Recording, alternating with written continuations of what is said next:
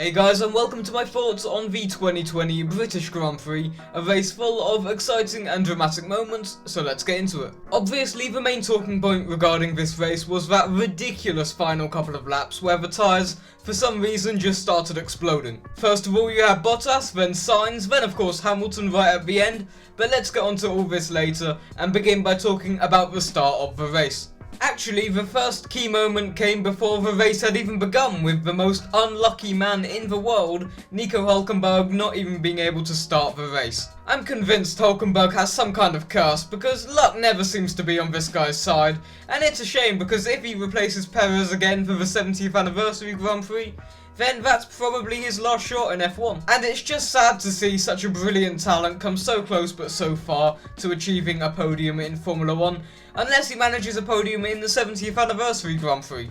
We'll just have to wait and see. Also, on the topic of Hülkenberg, of course he's back in F1 after being called back to replace Sergio Perez after he contracted COVID-19 on Friday. So I just want to say I hope Perez is doing alright and I wish him a speedy recovery. Anyway, let's get on to the race itself, and the first major incident of the race happened right at the end of the opening lap in a collision on the final corner between Alex Albon and Kevin Magnussen. In my opinion, I think this incident was definitely more Albon's fault than Magnussen's, and I think the 5-second stop-go penalty was 100% deserved. He put his car in a place he shouldn't have, and it was a bit too opportunistic for him to already be making such risky overtakes, especially only one lap into the race. This weekend has definitely been a race to forget for Albon after qualifying 13th and finishing 8th.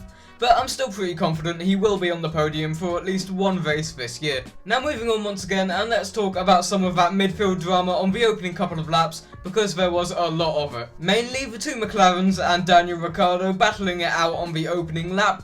That was great to see, wasn't it? Especially seeing the future teammates of Ricciardo and Norris fighting against each other side by side. I feel like Norris really has been proving his talent to the top teams over these last couple of races, and I think it's only a matter of time before we see him in a race-winning car. Also, while we're on the topic of Lando, the whole thing about him getting a young fan to design his helmet was really fun and heartwarming, so good job Lando for that. Anyway, moving on once again, and there wasn't a whole lot happening until around lap 13, where we saw a frighteningly scary crash from Daniel Kvyat coming into Maggots. It's unbelievable Kvyat was unhurt after that incident. I mean, that crash was massive, and it goes to show just how safe and robust these modern F1 cars are built.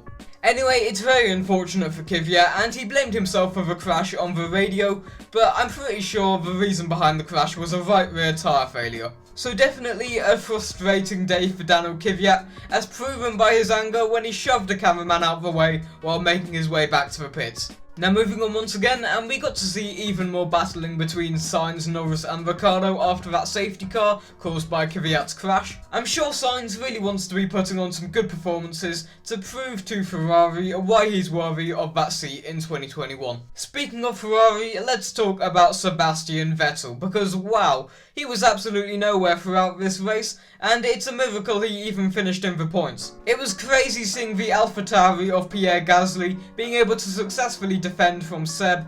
It's sad to see Vettel's fall from grace, and it's a crazy thought that last year's Singapore Grand Prix might have been Vettel's last ever win in Formula 1.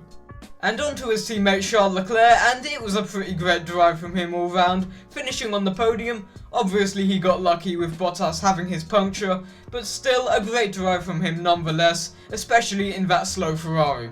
Another team that was surprisingly far back were none other than the pink Mercedes of Racing Point, with Stroll finishing all the way down in P9. Of course Hülkenberg didn't start the race, but it was somewhat disappointing to see Lance all the way down in P9, especially after qualifying P6, but at least they scored some points, so better than nothing I suppose. Another disappointing drive came from Kimi Raikkonen, incredibly far off the pace and finishing dead last of all the finishers. It was mind-blowing to see the Williams of Latifi and Russell fly past Raikkonen like it was easy, so I think it's fair to say Raikkonen definitely wasn't on his A-game this weekend. Also, I don't think many people saw this, but there's a clip of his engineer telling him to pit coming out of Stowe, but then suddenly telling him to stay out as he's going down the pit lane. And as you can imagine, Kimi was furious, and probably rightfully so in this case, so I recommend you trying to find that bit of uncensored team radio.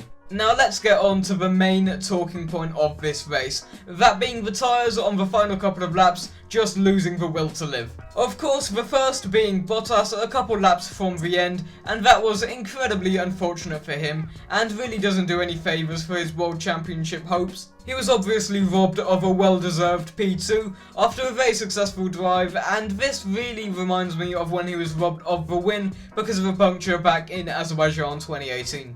Next, of course, we had Carlos Sainz, who would have been best of the rest in a brilliant P5 after his flawless drive, but unfortunately his tyres said no. And of course, Lewis Hamilton suffering a puncture on the final lap, but managing to limp the car home to win the race on only 3 tyres in front of the hard-charging Max Verstappen. Wow, what a finish that was. Nobody could have expected that, and this race will probably go down in history for having one of the most bizarre final laps in recent F1. And it's unfortunate that Verstappen pitted for fastest lap right at the end, as he probably would have won the race otherwise, but it is what it is, and Hamilton definitely did deserve that win. So there we go, those were my thoughts on all the main moments of the 2020 British Grand Prix at Silverstone, as we wait one more week for the 70th anniversary Grand Prix, again at Silverstone. As always now, let's review my 5 predictions I made for the British Grand Prix a couple weeks ago after the Hungarian Grand Prix, and wow, I was so close, but so far. My first prediction was that it would be a Mercedes 1-2 finish, and that very nearly came true until Bottas got his puncture a couple laps from the end, so that's a no. My second was that there would be at least 4 DNFs and 1 safety car, and there were a couple safety cars but only 2 retirements, so that's a no. My third was that one of the Ferraris would finish in third, and Leclerc did, so that's a yes. My fourth was that Carlos Sainz would finish best of the rest, and this was so close to being a yes because he was best of the rest until his puncture on the penultimate lap, so annoyingly that's another no.